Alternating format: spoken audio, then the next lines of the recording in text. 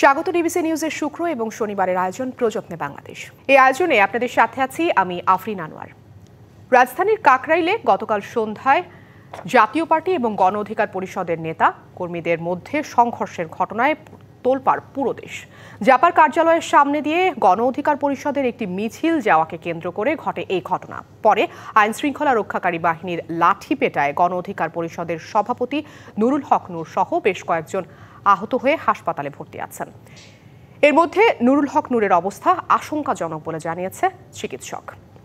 গতকাল তারা মিছিল নিয়ে যাওয়ার সময় জাপান নেতাকর্মীরা তাদের ওপর প্রথমে হামলা চালান এমন অভিযোগ তাদের। এরপর আবার আইন শৃঙ্খলা বাহিনীর সদস্যরা তাদের লাঠিপেটা করেছেন। দলটির দাবি, যারা জুলাইকে সহ্য করতে পারে না তারা এই নৃশংস হামলা করেছে। অন্যদিকে আইএসপিআর জানিয়েছে, ঘটনার শুরুতে আইন শৃঙ্খলা রক্ষাকারী বাহিনীর সদস্যরা উভয় পক্ষকে শান্ত থাকতে অনুরোধ জানালেও তা উপেক্ষা করে মব ভায়োলেন্সের মাধ্যমে পরিস্থিতি অশান্ত করার চেষ্টা করায় জননিরাপত্তা রক্ষার্থে আইন শৃঙ্খলা বাহিনী বল প্রয়োগে বাধ্য হয়েছে। এ ঘটনায় বিচার বিভাগীয় তদন্তের সিদ্ধান্ত নিয়েছে অন্তর্বর্তীকালীন সরকার। এদিকে নূরের ওপর হামলার ঘটনায় তীব্র নিন্দা জানিয়েছে বিএনপি, জামায়াতে ইসলামী এবং এনসিপি সহ বেশ কয়েকটি রাজনৈতিক দল। তাদের কেউ কেউ এই আক্রমণকে আওয়ামী ষড়যন্ত্রের অংশ হিসেবে উল্লেখ করেছেন। তবে কি জাতীয় পার্টির ওপর ভর করে আওয়ামী লীগ ফিরতে চাচ্ছে? এসব কিছু নিয়ে আজকের আলোচনার বিষয় জাপান নিষিদ্ধের দাবির নেপথ্যে কি। এই আলোচনায় আজ আমাদের স্টুডিওতে উপস্থিত আছেন গণ অধিকার পরিষদের উচ্চতর পরিষদ সদস্য অ্যাডভোকেট এস.এম. নূরে এরশাদ সিদ্দিকী এবং বিএনপির জাতীয় নির্বাহী কমিটির সদস্য শেখ রবিউল আলম। আপনাদের দুজনকেই স্বাগত জানাচ্ছি আমাদের আজকে প্রযত্নে বাংলাদেশের এই আলোচনায়। শুরুতেই আমি রবিউল আলম আপনার কাছে আসলে যেতে চাচ্ছি। একটু যদি বলেন যে গতকালকে যেই ঘটনাটি ঘটেছে, এটা বিএনপি অফিসিয়ালি নিন্দা জানিয়েছে, এই যে রাজনৈতিক দলের নিষিদ্ধকরণের বিষয় এবং এই যে প্রতিহিংসার রাজনীতি এখনো পর্যন্ত চলছে, নির্বাচনের একটা সম্ভাব্য তারিখ ঘোষণা হয়ে গেছে, মাস ঘোষণা হয়ে গেছে, কোন পরিস্থিতিতে আছে আসলে রাজনৈতিক অবস্থা, রাজনৈতিক দলগুলো? ধন্যবাদ আপনাকে। যে হামলাটা কালকে হয়েছে দুটি রাজনৈতিক দলের সংঘর্ষ চলাকালীন বলবো বা ধাওয়া চলাকালীন অবস্থায় আইন শৃঙ্খলা রক্ষাকারী বাহিনী নিবৃত্ত করতে ব্যর্থ হয়ে যে হামলাটা করেছে সেটা নির্দয় হয়েছে, নৃশংস হয়েছে। এতটা বল প্রয়োগ না করলেও পারা যেত আমার কাছে মনে হয়েছে। আবার আইএসপিআর থেকে যে ব্যাখ্যা দিয়েছে যে তারা সর্বোচ্চ চেষ্টা করেছে দুই দলকেই নিবৃত্ত করার এবং ওখানে বড় ধরনের সংঘাত যাতে না হয়, জানমালের ব্যাপক ক্ষতি যাতে না হয়, সেটা নিবৃত্ত করতে গিয়ে শেষ মুহূর্তে তারা বল প্রয়োগ করতে বাধ্য হয়েছে। সেটা একটা কারণ কোনো সময় তো রাজনৈতিক দলের মধ্যে সংঘর্ষ এমন পর্যায়ে চলে যায় যে ব্যাপক হারে প্রাণহানি বা জানমালের ক্ষতি হওয়ার একটা আশঙ্কা থাকে। আইন শৃঙ্খলা রক্ষাকারী বাহিনীর দায়িত্ব রয়েছে সেটা নিবৃত্ত করা অথবা ধরেন সেই পরিস্থিতিকে নিয়ন্ত্রণ করা। তবে এটা নিশ্চিত যে বল প্রয়োগটা বেশি হয়েছে এবং অ্যাসোল্টটা বেশি হয়েছে, এতটা শক্তি প্রয়োগ না করলেই ভালো হতো। যাই হোক, নুরু আহত হয়েছে এবং তার জন্য বাংলাদেশের জাতীয়তাবাদী দল এবং অন্য রাজনৈতিক দলও সমবেদনা প্রকাশ করেছে, নিন্দা জানিয়েছে। একটা গ্রহণযোগ্য তদন্ত, পরিপূর্ণ তদন্ত এবং স্বচ্ছ প্রক্রিয়া একটা তদন্ত চেয়েছে। সরকার আমলে নিয়ে বিচার বিভাগীয় তদন্ত কমিটি গঠন করেছে, উন্নত চিকিৎসার ব্যবস্থাও হচ্ছে, এখানে ঠিক আছে। এখন প্রশ্নটা হচ্ছে, আপনি বলছেন যে রাজনীতিতে কোনটা চলছে। এখন তার বিএনপি নীতিগতভাবে বিশ্বাস করে বহুদলীয় গণতন্ত্র, সব দলের রাজনীতি করার অধিকারের প্রতি বিএনপি সহনশীল এবং এটা বিএনপির প্রত্যাশা, অবাধে রাজনীতি করবে। 17 বছর রাষ্ট্রযন্ত্র ব্যবহার করে ক্ষমতায় থেকে ফ্যাসিবাদী একটা গোষ্ঠী আওয়ামী লীগের নেতৃত্বে জোট সরকার গঠন করে দমন পীড়ন করে ফ্যাসিবাদী কায়েম করেছিল। গণঅভ্যুত্থানের মাধ্যমে তার অবসান হয়েছে, এটা একটা অধ্যায়। জাতীয় পার্টি ফ্যাসিবাদের দোসর, এটা প্রতিষ্ঠিত। কিন্তু ফ্যাসিবাদের দোসর হলে তাদের রাজনীতি থাকবে কি থাকবে না, অথবা তাদের রাজনীতি নিষিদ্ধের প্রক্রিয়াটা কি হবে, সে জায়গাও তো এখনো পর্যন্ত ধরেন সুস্পষ্ট বা সুনির্দিষ্ট কোনো প্রক্রিয়া শুরু হয় নাই। অথবা একটি রাজনৈতিক দল হয়ে আরেকটি রাজনৈতিক দল নির্বাহী আদেশে নিষিদ্ধ হয়ে যাক, সেটা বিএনপির কাম্য না, অন্য রাজনৈতিক দলেরও কাম্য থাকা উচিত না। তবে জাতীয় পার্টি স্বৈরাচার প্রতিষ্ঠার ক্ষেত্রে সহায়তা করেছে। এখন তাদের রাজনীতি থাকবে কি থাকবে না, এটার জন্য সম্মিলিত একটা প্রক্রিয়া অথবা আইনি প্রক্রিয়া হওয়া দরকার। যদি আপনি নিষিদ্ধ করতে চান। কিন্তু দলের কার্যক্রম নিষিদ্ধ না, দল নিষিদ্ধ না, তাদের অ্যাক্টিভিটিস আপনি রহিত করবেন, সেটাও কিন্তু রাজনীতির জন্য সুখকর না বা সৌন্দর্য না। যার ফলে তখন আওয়ামী লীগের কার্যক্রম এখন ট্রায়াল আছে, রাজনৈতিক দল হিসেবে আওয়ামী লীগ ট্রায়াল ফেস করছে, বিচার হচ্ছে রাজনৈতিক দল হিসাবে। নেতাকর্মীদের তো আছেই, ফ্যাসিবাদী যারা প্রতিষ্ঠিত করেছিল তার শীর্ষ নেতা থেকে শুরু করে অন্যদেরও আছে, তার দোষদেরও বিচার হচ্ছে। কিন্তু as a political party Awami লীগেরও বিচারের সম্মুখীন হয়েছে এবং সরকার এও বলেছে যে বিচার কাজ শেষ না হওয়া পর্যন্ত তাদের রাজনৈতিক কর্মকাণ্ড স্থগিত থাকবে সাময়িকভাবে। আর বিচার শেষ হওয়ার পর যদি ফ্যাসিবাদী প্রতিষ্ঠার দায় আওয়ামী লীগের উপর হয়, তার রাজনীতি আজীবনে নিষিদ্ধ হতে পারে, একটা নির্দিষ্ট মেয়াদও নিষিদ্ধ হতে পারে, সেটা আপনার ট্রায়াল বলা যাবে, আগে বলা যাচ্ছে না। এখন জাতীয় পার্টিকে আপনি কীভাবে নিষিদ্ধ করবেন, সেটা তো একটা প্রক্রিয়ায় যেতে হবে। তো সেই প্রক্রিয়া না করে যে কোনো সময় যে কোনো আন্দোলন বা মব তৈরি করে একটা রাজনৈতিক দল থাকবে না, অথবা ধরেন সেই কার্যালয় আক্রমণ, আজকে দেখলাম মনে হয় যে আগুনও মনে হয় দেওয়া হয়েছে, আমি যা মনে দেখলাম মনে হয় এরকম হয়েছে কি আজকে নিউজে সর্বশেষ দেখলাম সবগুলো রাজনৈতিক দেশের বিভিন্ন জায়গায় যে জাতীয় পার্টির যে কার্যালয়গুলো রয়েছে সেগুলোতে কঠোর নিরাপত্তা ব্যবস্থা বাড়ানো হয়েছে, আমি আগুন দেওয়া হয়েছে কোথাও দেখলাম। এটা কিন্তু আবার মব ভায়োলেন্স অথবা ধরেন এক ধরনের রাজনীতি নিধন অথবা আপনি এক ধরনের সন্ত্রাসের মতো হয়ে যাবে। অর্থাৎ রাজনৈতিক দলগুলির মধ্যে একটা সৌহার্দ্যতা থাকা উচিত যে রাজনীতি দিয়ে মোকাবেলা করা থাকা উচিত, অথবা আইনি প্রক্রিয়ায় মোকাবেলা করতে হবে। কিন্তু আপনি ইচ্ছা করলেন যে ওই রাজনৈতিক দলটি থাকবে না, আপনি একটা রাজনৈতিক দল হয়ে, আর সেটার উপর চাপ প্রয়োগ করে সেটা নিষিদ্ধ হয়ে যাবে, অথবা আগুন হয়ে ধরিয়ে দিতে হবে, অথবা তার কার্যক্রম হামলা চালাতে হবে। এটা কিন্তু ভায়োলেন্স তৈরি করে, জানমালের নিরাপত্তা বিঘ্নিত হয় এবং রাজনীতির জন্য সুখকর না। এবং গণতন্ত্র যদি আপনি বলে থাকেন, সেই জায়গায় এই ধরনের ভায়োলেন্স কাম্য না। এই জায়গায় আমাদের সব রাজনৈতিক দলকে কিন্তু আপনার সহনশীল হতে হবে, জাতীয় ঐক্যমত থাকবে, কিন্তু আপনি চাপিয়ে দেওয়া অথবা গায়ের জোরে অন্য রাজনীতি নিষিদ্ধ করার যে প্রবণতা, তার থেকে বেরিয়ে আসতে হবে। আমি বলছি না যে জাতীয় পার্টির রাজনীতি অবধারিত থাকবে, আমি বলছি জাতীয় পার্টির রাজনীতি ফ্যাসিবাদকে দোষর হিসেবে প্রতিষ্ঠিত, কিন্তু সেই প্রতিষ্ঠিত জিনিসটাকে কোন আইনি প্রক্রিয়ায় অথবা জাতীয় ঐক্যমতের ভিত্তিতে সরকার কোন প্রক্রিয়ায় ব্যবস্থা নিতে পারে, সেই ব্যাপারে সহযোগিতা না করে গায়ের জোরেই রাজনৈতিক দ্বন্দ্ব সংঘাতে জড়ানো যাবে না।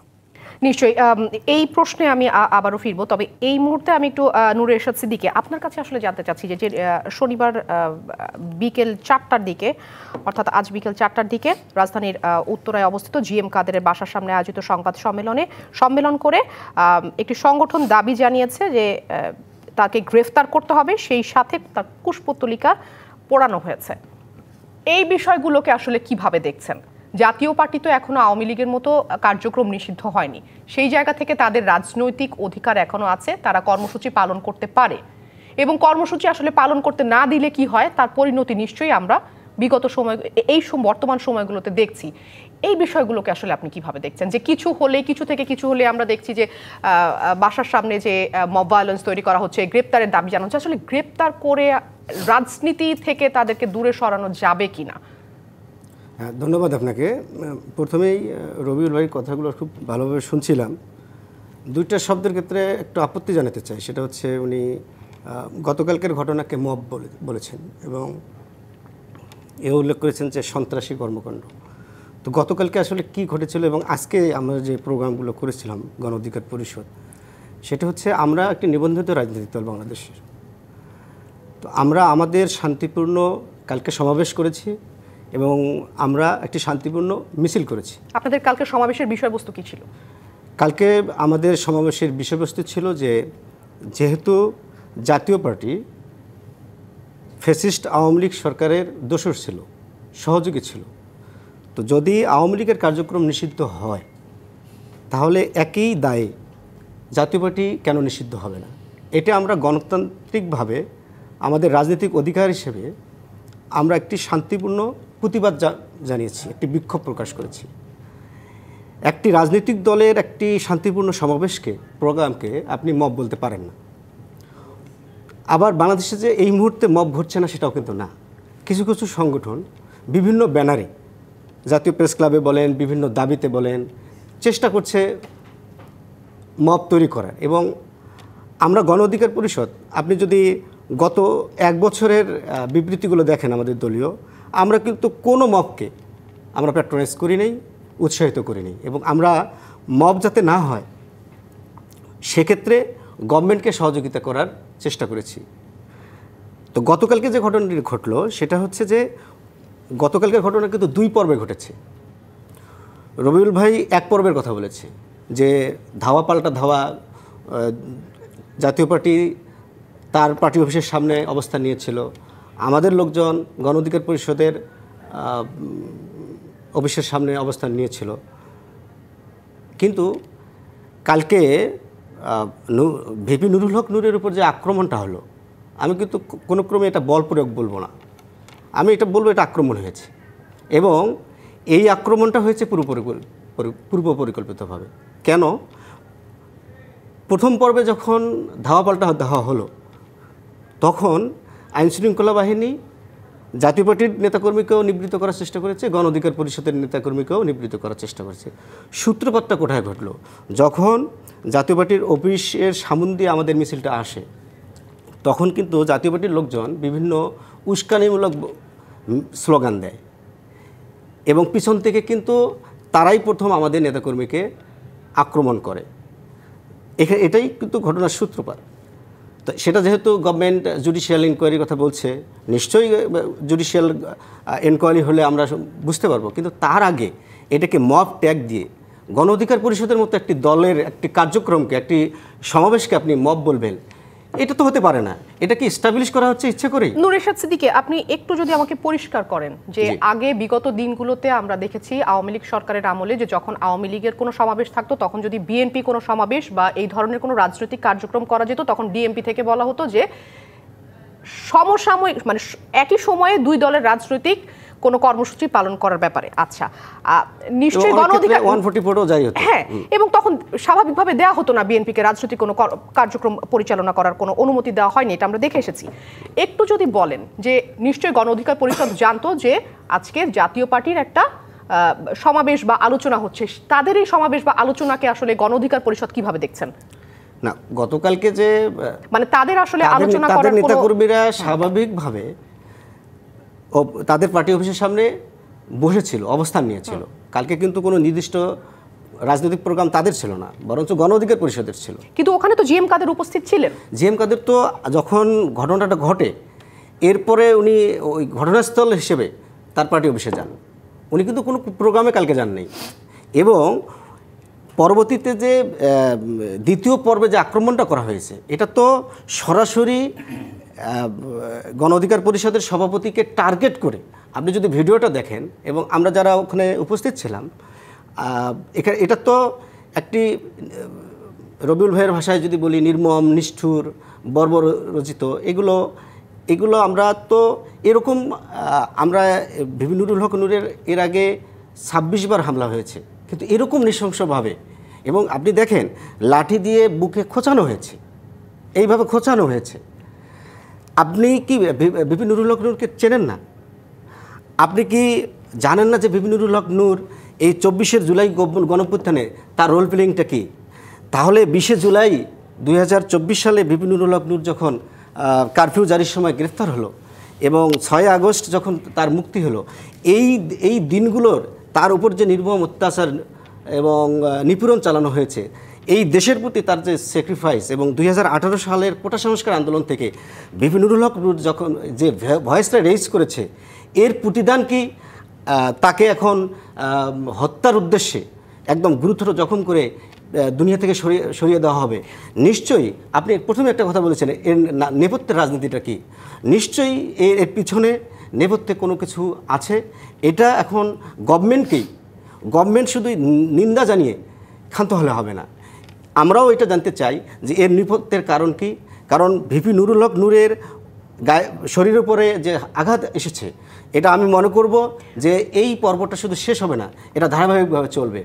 আপনি দেখেন নিশ্চয়ই ভিপি নূরের ওপর যেই তাকে যেভাবে আঘাত করা হচ্ছে সেটা অবশ্যই গুরুতর, কিন্তু একটা ব্যাপার একটু পরিষ্কার করবেন যে ওই গতকাল ওই সময়ে আসলে জাতীয় পার্টি তার কার্যালয়ে তাদের রাজনৈতিক কর্মকাণ্ডেই হোক বা তারা সেখানে আলোচনাই হোক বা তাদের নিজেদের দলীয় কোনো কার্যক্রমই হোক করার অধিকার তাদের আছে কিনা, গণ অধিকার পরিষদ আসলে কি মনে করছে?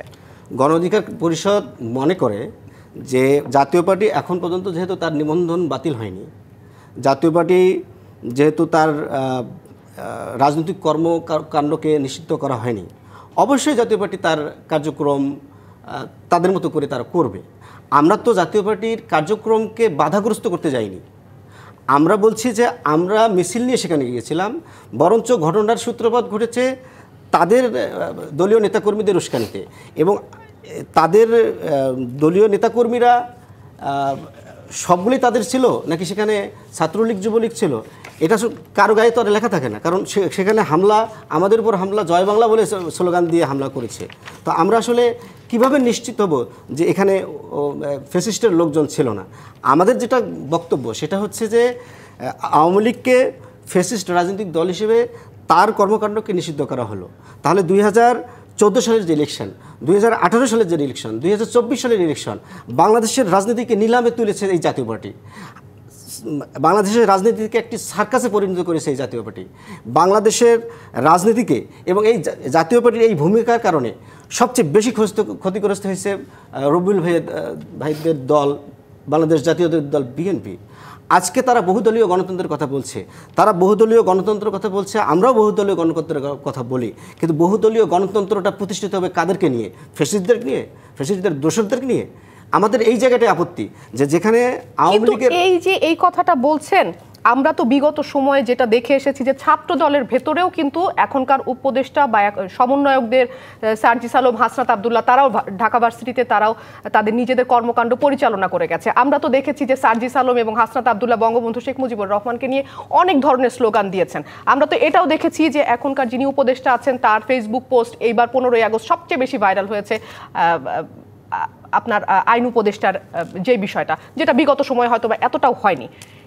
আবার এটাও দেখেছি যে সেই গণভবনে শেখ হাসিনার দরবারে কিন্তু এই ভিপি নূর তিনিও গিয়েছেন, তার সাথে কথা বলেছেন, বসেছেন, তার চা আপ্যায়নের আমন্ত্রণগুলোতে তিনি গ্রহণ করেছেন।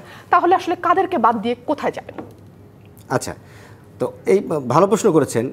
রাজনৈতিক সহ অবস্থান যেটা, এই রাজনৈতিক সহ অবস্থানের ক্ষেত্রে কিন্তু আমরা পক্ষে, এবং আপনার প্রশ্নটা কিন্তু রাজনৈতিক সহ অবস্থানটা থাকবে কিনা এই প্রশ্নটাই। আমাদের প্রশ্নটা হচ্ছে যে আমরা তো রাজনীতির সহাবস্থানে বিশ্বাসী, বহুদলীয় গণতন্ত্রে বিশ্বাসী। আমরাও চাই বাংলাদেশে একটা ভালো রাজনীতি প্রতিষ্ঠিত হোক, ভালো একটা গণতন্ত্র আমরা পাই। এই জন্য তো 24শে জুলাই গণঅভ্যুত্থান, এত রক্ত, এত শহীদ, এত আহত, এত জুলুম নির্যাতন, 15.5 বছর আমরা কিন্তু এই নির্যাতনের শিকার হয়েছি। আজকে আমাদের দল 2018 সাল বলেন বা 2021 সাল বলেন, সেখান থেকে জন্ম, কিন্তু আমাদের এই প্রজন্মের জন্ম কিন্তু তারও আগে। আমরা কিন্তু বিএনপির উপরে যে নির্যাতন নিপীড়ন সেটা আমরা এই বক্তব্যে আবারও ফিরবো। সময় হয়েছে ছোট্ট একটি বিরতির, আমি চলে যাব বিরতিতে। প্রযত্নে বাংলাদেশ অনুষ্ঠান থেকে নিচ্ছি ছোট্ট একটি বিরতি, ফিরছি একটু পর। আবারও স্বাগত প্রযত্নে বাংলাদেশ অনুষ্ঠানে। আমাদের আজকের আলোচনার বিষয় জাপা নিষিদ্ধের দাবির নেপথ্যে কি। আলোচনায় আমাদের সাথে স্টুডিওতে আমন্ত্রিত অতিথিরা আছেন। আমি এবারে চলে যেতে চাই রবিউল আলম আপনার কাছে।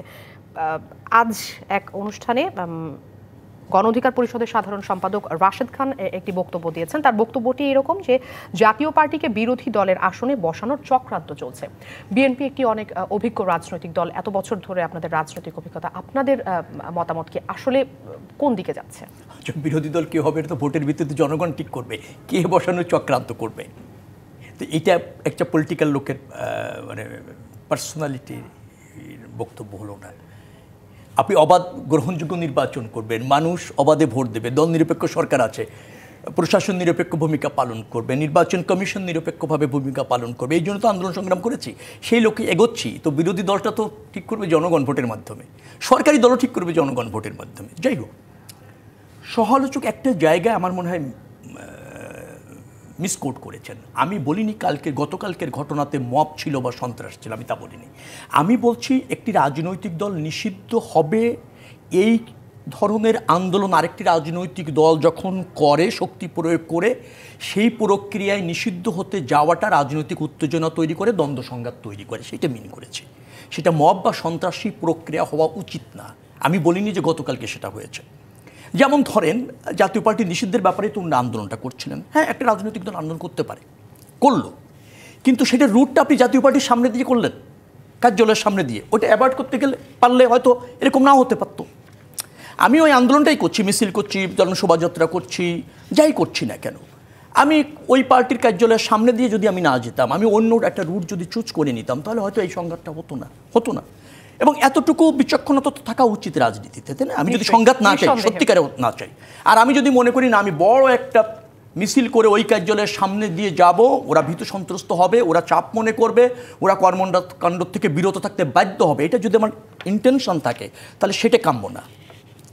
এখন ধরেন নুরুর উপর যে অত্যাচারটা হয়েছে, বা যে ধরেন যে অ্যাসল্টটা হয়েছে, যে আক্রমণটা হয়েছে, এটা মানে চরম জঘন্য এবং মানে আপনার নির্দয়। আমি এই শব্দটা ব্যবহার করছি এই কারণে, দেখেন এটা যদি দুটি রাজনৈতিক দলের মধ্যে সংঘাতে হতো, নুরু যদি এভাবে আহত হতো, জাতীয় পার্টি এবং গণ অধিকার পরিষদের আন্দোলন নেতাকর্মীরা যদি সংঘাতে জড়িয়ে যেত, নুরু যদি এইভাবে আহত হতো, বলা যেত না আমজনতা বা সাধারণ নেতাকর্মীরা রাগ ক্ষোভে বেদমভাবে মেরেছে, সেটা এক ধরনের ঘটনা। কিন্তু আইন শৃঙ্খলা রক্ষাকারী বাহিনী এটা করেছে। তো আইন শৃঙ্খলা রক্ষাকারী বাহিনীর মধ্যে একটা পেশাদারিত্ব থাকা দরকার, এবং তারা কতটুকু অ্যাসোর্ট করবে এই পরিমিতি বোধও তাদের থাকা দরকার। কারণ তারা তো নিবৃত্ত করতে চায়, তারা তো একজনকে ধরেন আহত নিহত করতে চায় না। তো সেটার মাত্রা কতটুকু হবে, সেই জায়গায় আমার মনে হয় আইন শৃঙ্খলা রক্ষাকারী বাহিনী সীমা লঙ্ঘন করেছে চরমভাবে। এটা তার জন্য তাদের শাস্তি হওয়া উচিত, তদন্ত হওয়া উচিত। এবং কেন এতটা নির্দয় হতে হবে, আর এভাবে একটা প্রতিষ্ঠিত স্বৈরাচার বিরোধী আন্দোলনের প্রথম থেকে শেষ পর্যন্ত একটা প্রতিষ্ঠিত সাহসী চরিত্র নুরুল হক নুরু, তাই তো? তো তাকে ওভাবে মানে অ্যাসল্ট করতে হবে, অথবা বলবেন যে অ্যাসল্ট করতে গিয়ে হয়ে গিয়েছে, এই এক্সকিউজ কিন্তু গ্রহণযোগ্য না। এটাও তো কথা সত্য যে তাকে তো সবাই চেনে। ধরেন না জানলেও আইন শৃঙ্খলা রক্ষাকারী বাহিনী তো চিনবে। আর আপনি যদি নাই চেনেন দায়িত্বশীল অফিসার হিসেবে, তাহলে আপনি রাষ্ট্রটাকে বা আইন শৃঙ্খলা রক্ষা করবেন কি করে? তো সেটা তো তাদের দায়িত্বের অংশ, তাদের চিনতে হবে। আচ্ছা, আপনি চিনলেনই না, কিন্তু তারপরেও কি ধরেন একটা নিবৃত্ত করার লাঠিচার্জ, সেটা কি এত নির্মম হয় কিনা? সেটা তো একটা আছে না, জবাবদিহিতা তো সবারই আছে। আমি বললাম পেশাদারিত্ব আছে এবং তাদের জবাবদিহিতা আছে। তারা রাষ্ট্রের কিন্তু আপনার কর্মকর্তা কর্মচারী, তো তাদের জবাবদিহিতা তো আছে যে ভায়োলেন্স নিয়ন্ত্রণে কতটুকু বল তারা প্রয়োগ করতে পারবে। একটা জিনিস, আরেকটা জায়গা আমি একটু বলতে চাই, সেটা হলো বহুদলীয় গণতন্ত্রের কথা উনি বলছেন। বিএনপি কিন্তু বহুদলীয় গণতন্ত্রে বিশ্বাস করে, আর সব রাজনৈতিক দর্শনের অবাধ চর্চা আপনার করে, অনুমোদন করে এবং পছন্দ করে, এবং এটা নিশ্চিত করতে চায়। কিন্তু তার মানে এই না যে সব রাজনৈতিক শক্তি অবধারিত। এই পার্থক্যটা বুঝতে হবে। আপনি যদি রাজনৈতিক শক্তি হন, যতগুলি রাজনৈতিক শক্তি বাংলাদেশে আছে, যারা রাজনীতি করার অধিকার রাখে এবং যাদের রাজনীতি করার রিকগনাইজেশন আছে, তারা অবাধে রাজনীতি চর্চা করবে, এটা বিএনপি চায়। কিন্তু তার মানে এই না ফ্যাসিবাদী শক্তি অবধারিত, তার মানে এই না ফ্যাসিবাদী দোসর অবধারিত। পুরোপুরি পরিষ্কার। জনাব নূর এরশাদ সিদ্দিকী, আপনার কাছে একটু জানতে চাই যে জুলাইয়ের 28 তারিখে গণ অধিকার পরিষদ নির্বাচন কমিশনে গেছে, এবং যাতে আওয়ামী লীগের সাথে সাথে 14 দলীয় জোট এবং জাতীয় পার্টির যে নিবন্ধন বাতিল করা হয় সেটার জন্য তারা আবেদন করেছে। ইসির কাছে জানতে চেয়েছে যে আসলে কতদূর সেই ব্যাপারে ব্যবস্থা নেওয়া হলো, এবং তারা বলেছে যে প্রধান উপদেষ্টার কাছেও আবেদন করা হয়েছে। এই যে বিষয়টা কি মনে করছেন, কালকের যে ঘটনাটা ঘটেছে সেটা কি আসলে পূর্ব এই কর্মকাণ্ডগুলোর জেরে কিনা, কি মনে হচ্ছে? ধন্যবাদ। রবিউল ভাইকেও একটু ধন্যবাদ জানাই। সেটা হচ্ছে যে উনি প্রথমে যে বলছিল বল প্রয়োগের কথা, দ্বিতীয় বক্তব্যে কিন্তু উনি আক্রমণের কথা বলছে, এই জন্য ওনাকে ধন্যবাদ জানাই। কালকেরটা কিন্তু বল প্রয়োগ ছিল না। বল প্রয়োগ কখন প্রয়োগ করে আইনশৃঙ্খলা বাহিনী? সেটা হচ্ছে যে দুটা গ্রুপের বা দুটা দলের মধ্যে যখন ধাওয়া পাল্টা ধাওয়া হয়। এখন তো এই গভর্নমেন্ট কিন্তু কোনো পলিটিক্যাল পার্টি, নির্দিষ্ট কোনো পলিটিক্যাল পার্টির না। ধরে নিলাম জাতীয় পার্টি একটা পলিটিক্যাল পার্টি, ধরে নিচ্ছি, তাহলে নিশ্চয়ই গণ অধিকার পরিষদ একটা পলিটিক্যাল পার্টি।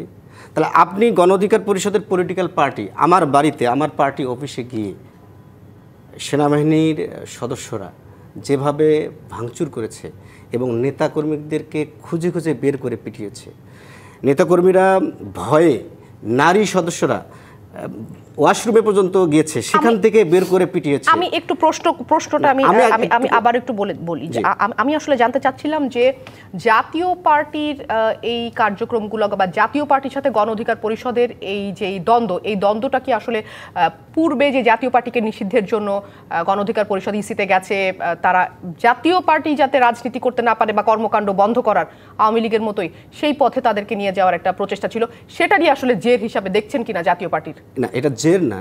এখানে বিষয়টা দেখেন, তাহলে আমরা গণ অধিকার পরিষদ কিন্তু একটি পার্টির নিবন্ধন থাকবে কি থাকবে না এটার এখতিয়ার কিন্তু নির্বাচন কমিশনের, এবং সেক্ষেত্রে গভর্নমেন্ট নির্বাচন কমিশন একভাবে করে, সেটা হলো গভর্নমেন্টের কোনো আদেশ পায় কিনা, আদালতের কোনো আদেশ পায় কিনা, সেটাকে এক্সিকিউট করে হচ্ছে নির্বাচন কমিশন। তা আমরা কিন্তু আইনের এবং বিধানের সংবিধান অনুযায়ী যে কার্যক্রমগুলো, আমাদের দাবিটা ছিল যেহেতু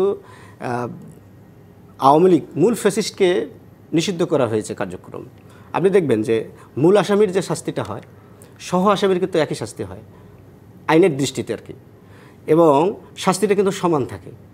তা আপনি আওয়ামী লীগকে নিষিদ্ধ করলেন ফ্যাসিস্ট রাজনৈতিক দল হিসেবে।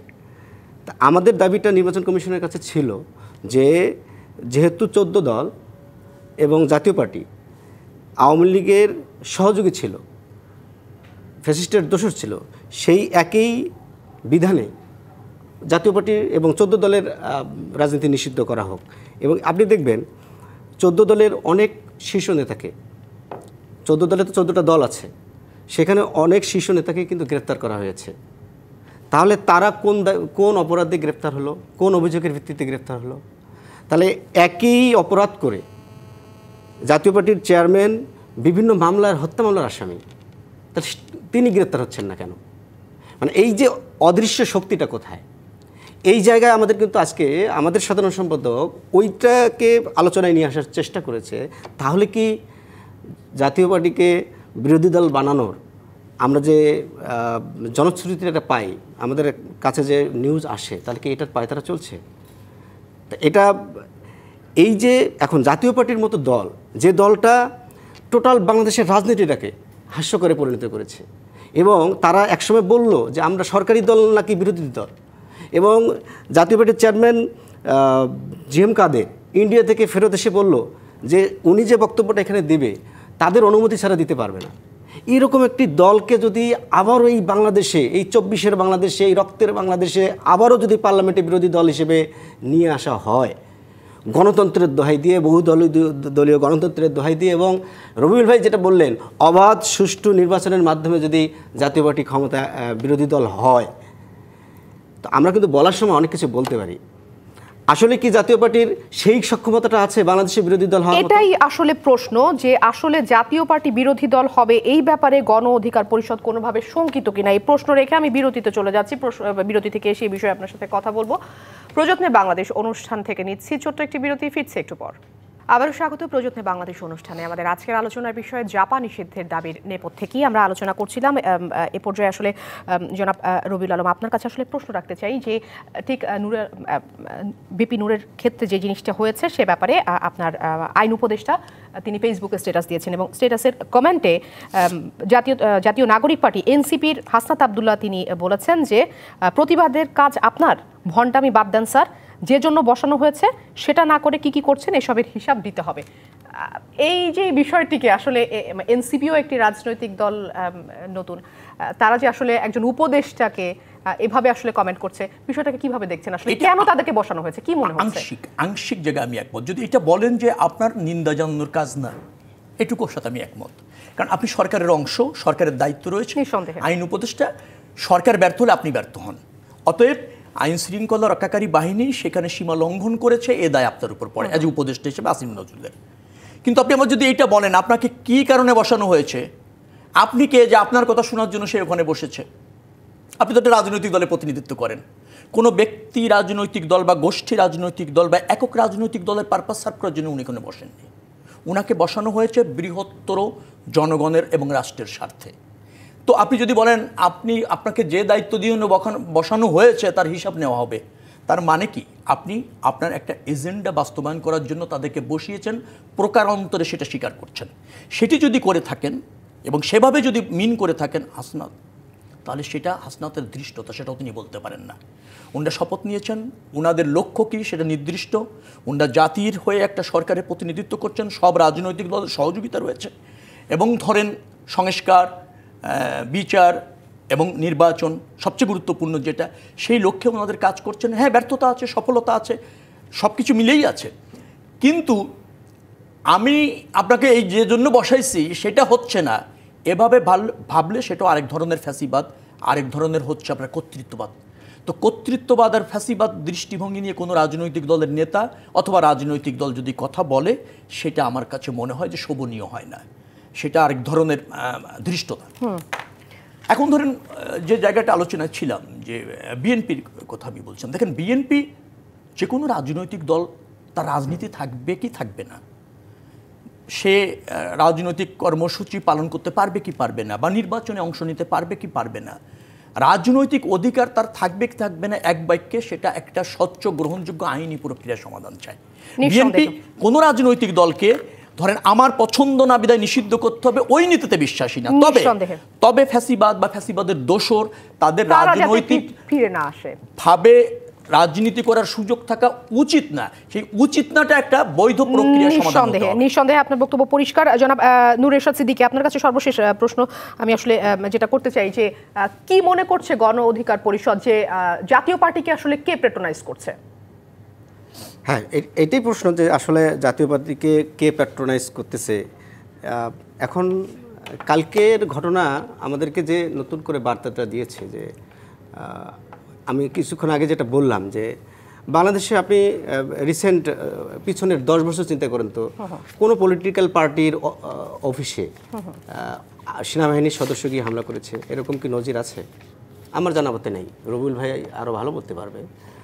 বিএনপির অফিস কয়েকবার সিলগালা করেছে, আমরা ডিবি হারুনের অনেক নাটক দেখেছি, কিন্তু সেনাবাহিনীর মতো এরকম একটি ফোর্স। কিন্তু তারা তো বারবার বলছে যে আইএসপিআর তো এটা বলেছে যে তারা শান্তিপূর্ণ অবস্থানের জন্য তারা আবেদন করেছে, যেটা আপনি আপনার বক্তব্যেও স্বীকার করেছেন। আপনার শান্তিপূর্ণ অবস্থানের জন্য আরেকটা পলিটিক্যাল পার্টিকে ডিফেন্স দেওয়ার জন্য আপনি কি আমার পলিটিক্যাল পার্টিকে আঘাত করবেন? আপনি কিন্তু আমার আমি আসলে জানতে চাচ্ছিলাম কোন রাজনৈতিক দল আসলে কোনোভাবে জাতীয় পার্টিকে প্যাট্রোনাইজ করছে কিনা, সেই ব্যাপারে আসলে গণ অধিকার পরিষদ কি মনে করছে? রাজনৈতিক দলের ক্ষেত্রে যদি এরকম হয়, আপনি কিন্তু প্রত্যক্ষ এবং পরোক্ষ বলতে একটা কথা আছে।